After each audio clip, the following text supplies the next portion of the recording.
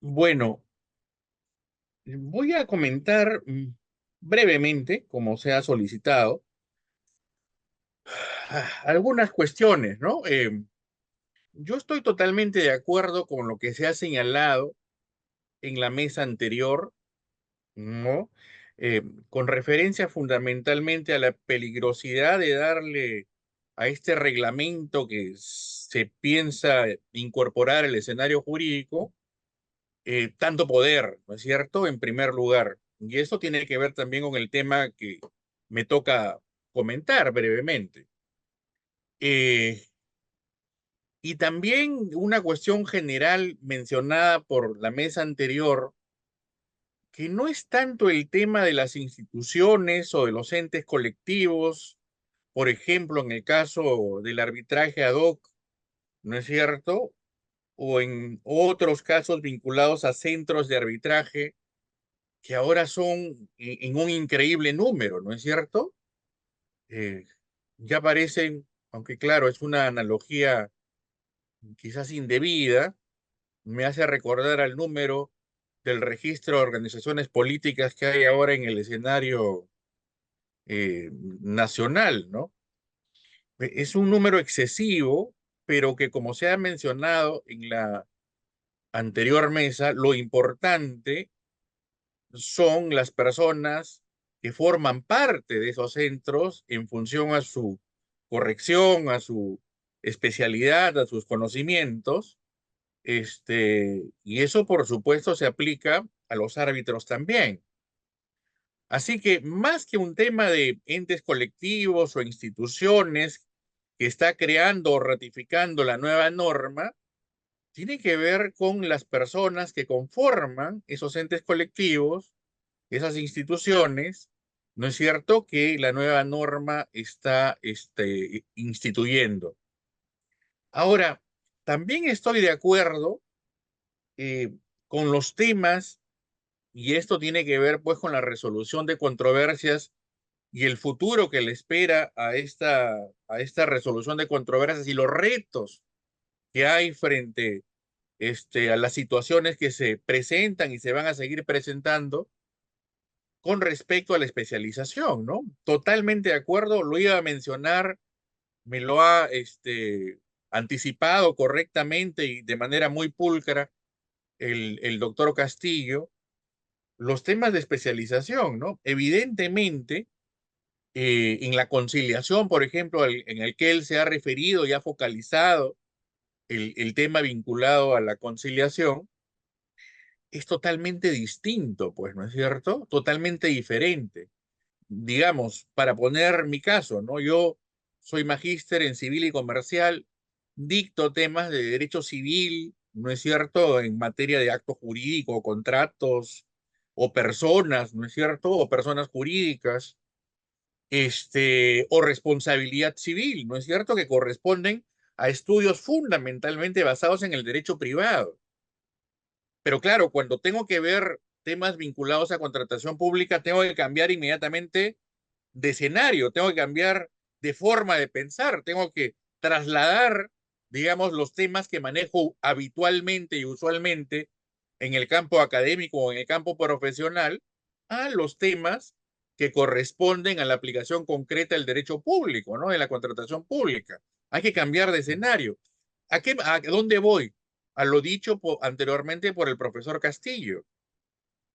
No puede ser, ¿no es cierto?, que alguien, ¿no?, que un conciliador que ve temas, por ejemplo, de indemnización en determinada cuantía o temas de tutela resarcitoria, y que, claro, debe conocer de elementos de la responsabilidad civil, para poner un ejemplo, ¿no? O temas vinculados al daño o a la imputabilidad o a las relaciones de causalidad, y temas vinculados a la cuantificación de daños en materia de derecho privado, esté resolviendo temas de contratación pública donde el Código Civil es residual, ¿no es cierto?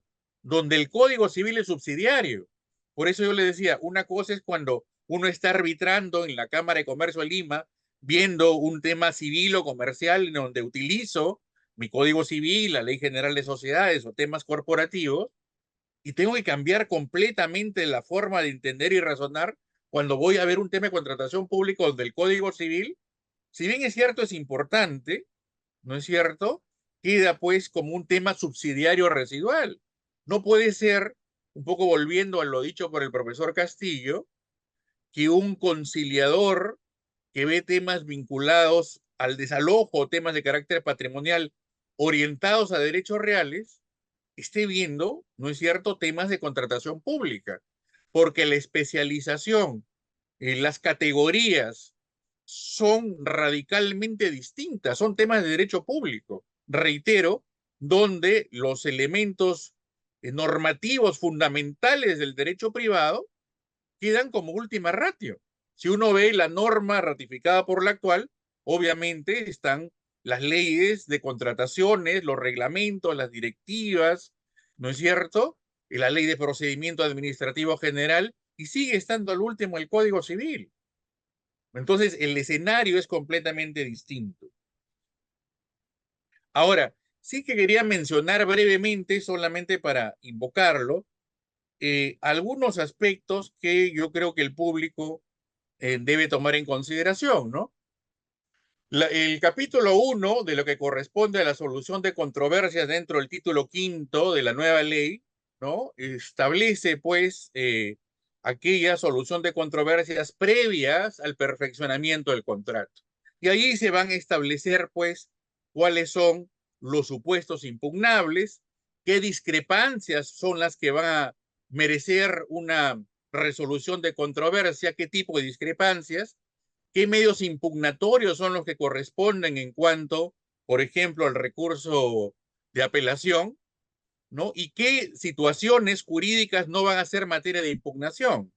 De la misma manera, eh, la oportunidad, ¿no es cierto?, en el cual se van a presentar estos medios impugnatorios, estos recursos de apelación. ¿En qué momento? ¿No? En el momento del otorgamiento de la buena pro, en el otorgamiento posterior, ¿no es cierto?, a la declaración de desierto, etcétera. También es importante tomar en consideración quién es, pues, el órgano competente, ¿no?, para resolver los recursos de apelación, sea el tribunal, ahora el Tribunal de Contrataciones del Estado, en qué situaciones o en qué casos concretos, sea la autoridad de la gestión administrativa, ¿no es cierto?, de la entidad contratante, en aquellos casos subsidiarios o residuales, o eventualmente quien resuelve en el caso de las compras corporativas o compras por encargo. También es importante tomar en cuenta lo referido a los efectos que tienen los medios impugnatorios, ¿no? Sea frente a las resoluciones y las consecuencias jurídicas referidas, por ejemplo, a la nulidad o la resolución que resuelve los recursos de apelación como agotantes de la vía administrativa.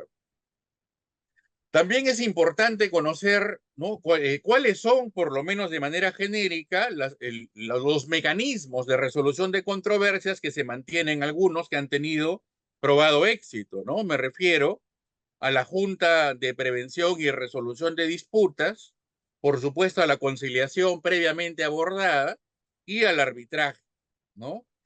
Eh, bueno, algunas cuestiones son reiterativas o tautológicas en la norma, ¿no? Por ejemplo, la aplicación de la Constitución Política del Estado. Y es importante también tomar en consideración los requisitos para resolver las controversias, ¿no?, en las contrataciones públicas. ¿Quiénes son? ¿Qué tipo de personas jurídicas? ¿Por qué la necesidad de contar con un código ético y reglamento interno? ¿Por qué contar con no menos de 5 años de experiencia en la organización? ¿No es cierto? Algunos requisitos adicionales que la propia norma establece. También es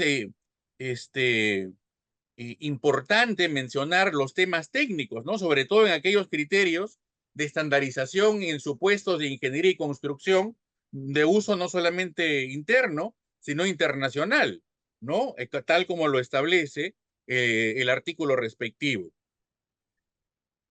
Y también es importante mencionar el conocimiento y la aplicación referida a la competencia de la Junta de Prevención y Resolución de Disputas y al procedimiento ante la Junta de Prevención y Resolución de Disputas. Ya se ha mencionado, reitero, a partir del artículo 81, anteriormente el profesor lo hizo mención a la conciliación. Creo yo que el arbitraje es un tema que debe ser tomado en consideración en cuanto a algunos cambios precisos, aunque se mantiene lo esencial de la norma anterior, y por supuesto tomar en consideración algunos otros aspectos que deben ser analizados desde una perspectiva del derecho público. Son algunas ideas generales y algunas coincidencias que he tenido con los colegas que han hecho el uso de la palabra, y me gustaría seguir escuchando para poder comentar algunos temas precisos al final. Muchas gracias. Bueno, igual en el título respectivo y en el capítulo respectivo se hace referencia en cuanto a las formas de resolución de conflictos, la no incorporación, ¿no es cierto?, o el no debate sobre lo correspondiente a dos figuras importantes, digamos, en materia de derecho civil, ¿no? Particularmente el enriquecimiento sin causa, ¿no? Y los temas vinculados a la tutela resarcitoria o reparadora, que, digamos, la vía que se le está dando, orientando, es otra vía, ¿no es cierto?, distinta a la que corresponde a la resolución de controversias en materia de contratación pública, que es la vía ordinaria, digamos, ¿no es cierto? Es la vía ordinaria, es la vía judicial.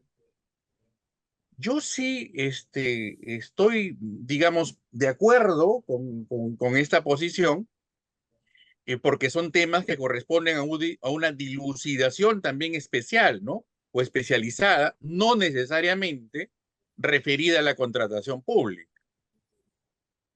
Sin embargo, otro aspecto con el que nuevamente debo coincidir con el profesor Castillo es lo referente a aquella eh, salida, digamos, del escenario de materia de resolución de conflictos, particularmente en el campo de la conciliación, de algunos aspectos, ¿no es cierto?, que considero que podrían seguir siendo evaluados.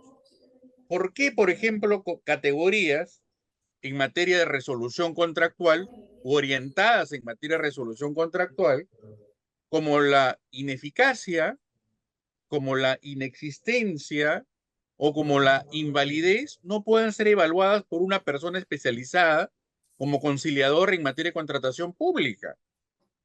Si son categorías fundamentalmente dogmáticas, ¿no es cierto?, jurídicas.